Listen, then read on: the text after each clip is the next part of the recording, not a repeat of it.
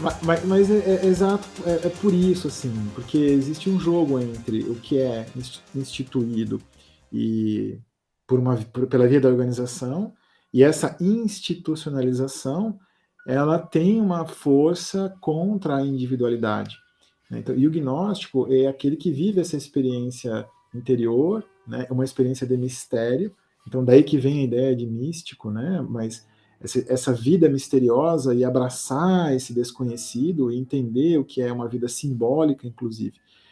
E é daí que vem ou nasce dogmas em qualquer organização, inclusive nas organizações empresariais, nas organizações governamentais, nas organizações sem fins lucrativos, todas elas têm, em algum sentido, a necessidade de se organizar para uma finalidade que, sem os dogmas dela, nós não teríamos eles trabalhando com tanta intensidade ou trabalhando em prol de algo comum. A ideia do formigueiro.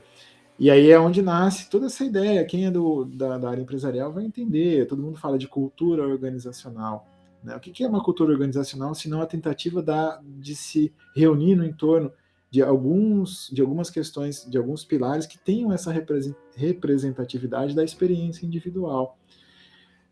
Mas eu também acredito que se você não está a serviço de alguma coisa que pelo menos ajude a proteger a individualidade, aí existe um risco muito grande de perder o indivíduo e cair na loucura também, porque a psique vai se compensando. Então aí você vê assim grandes executivos que rasgam seu currículo e vão embora, que já não conseguem mais sustentar toda essa constrição que a organização traz. E o Dick tinha isso nos sonhos dele, né? Ele tinha sonhos que ele chamava de prisão de ferro negro, né? Black Iron Prison, que ele falava que ele sonhava muito disso e que ela ainda estaria por vir. Olha como que é interessante. Esse ainda estaria por vir significa que ele ainda é livre, mas sente a pressão das instituições nele. Eu acredito que ele tenha vivido psicoses, né, porque ele estava muito dissociado nas fases mais difíceis da vida dele, né, na segunda tentativa de suicídio, ele estava muito dissociado, então eu tenho certeza que ele teria vivido, se os médicos tivessem ido lá e diagnosticado ele, com certeza iriam diagnosticar algum nível de psicose, porque ele falava disso. Ele falava que eram instituições que estavam o perseguindo, que queriam prender, né, uma loucura.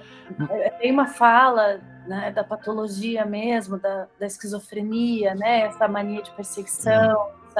Mas, Jorge, isso também são formulações que a gente vai fazendo de acordo com os conceitos que a gente aprende, né?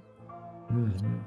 Então, assim, se de fato realmente fosse algo, provavelmente fosse num nível um pouco mais leve, né? Porque se fosse num nível severo e gravíssimo, não voltaria. Não, exato, você tem razão. E também não foi algo que tenha ido para os livros, né? Eu acho que isso é interessante. Você vai ler, você vê que aquilo ali não é de alguém dissociado, né? Você vê que aquilo ali é de alguém que está relatando a experiência e com muitos detalhes. Então, ele tem relatos, por exemplo, de expansão de consciência, né? Ele tem relatos de pré-cognição, né? E ele falava muito da experiência que ele vivia. E, aliás, ele tem uma questão com o pai dele aí e instituições. O pai dele, que separou, né? Separou logo cedo, ele era criança quando o pai dele deixa, era lobista.